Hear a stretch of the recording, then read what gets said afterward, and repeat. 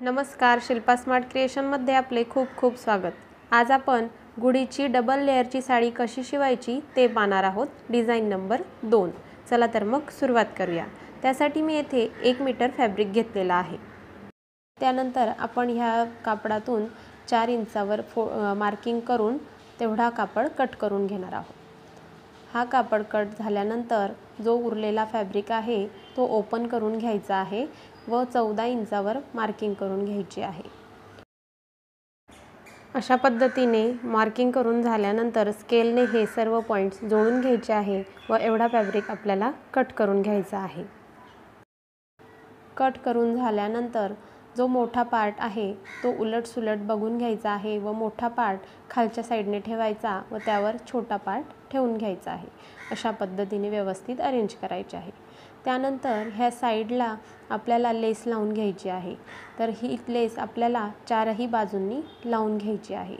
लेस लावताना आपल्याला फॅब्रिक असा फोल्ड करून घ्यायचा आहे व त्यानंतर त्याच्यावर लेस ठेवून शिलाई करून घ्यायची आहे।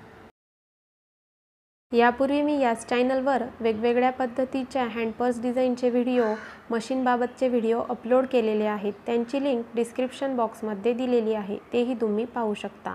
व चॅनलला अजून सबस्क्राइब केलं नसेल तर प्लीज चॅनलला सबस्क्राइब करा व व्हिडिओ आवडला असेल तर व्हिडिओला लाईक, शेअर व कमेंट करायला विसरू नका।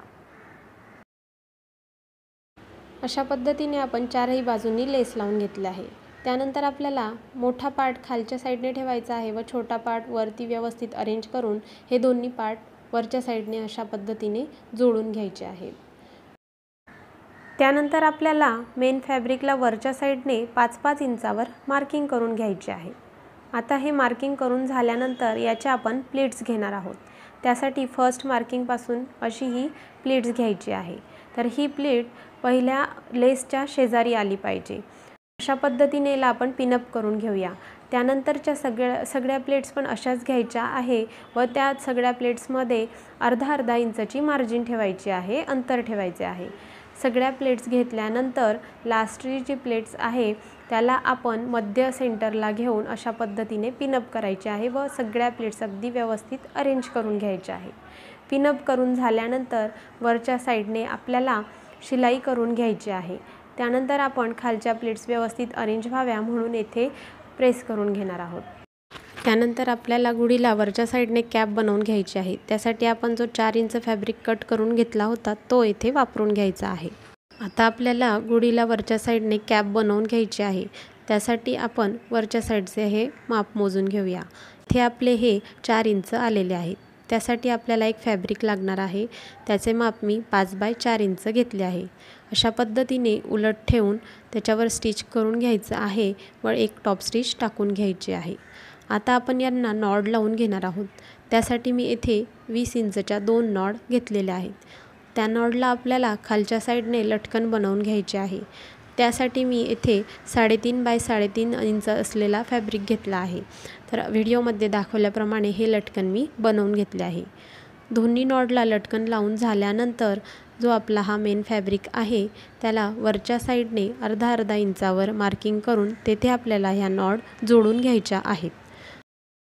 ह्या नॉड जोडताना त्या आतल्या साइडने येतील याकडे लक्ष द्यायचे आहे। त्यानंतर आपल्याला अजून एक फॅब्रिक लागणार आहे, त्याचे माप 5x4.5 इंच आहे। एका साइडने आपल्याला अशा पद्धतीने फोल्ड करून त्यावर स्टिच करून घ्यायचे आहे व हे स्टिच अशा पद्धतीने खालच्या साइडने येईल हे बघायचं आहे व वरच्या तिन्ही साइडने आपल्याला शिलाई करून घ्यायची आहे। येथे आपल्याला डबल स्टिच करून घ्यायची आहे। शिलाई करून झाल्यानंतर आपल्याला ही कॅप आता सुलट करून घ्यायची आहे। तर अशा पद्धतीने सुलट केल्यानंतर कॉर्नर्स अगदी व्यवस्थित करून घ्यायचे आहे। तर अशा प्रकारे आपली ही डबल लेयर असलेली गुढीची साडी तयार झाली आहे। तर अशा पद्धतीने आपण गुढीला ही साडी नेसवू शकतो। ही साडी तुम्हाला कशी वाटली मला कमेंट करून नक्की सांगा। व्हिडिओ आवडल्यास लाईक, शेअर व सबस्क्राईब करायला विसरू नका। व्हिडिओ शेवटपर्यंत पाहिल्याबद्दल धन्यवाद।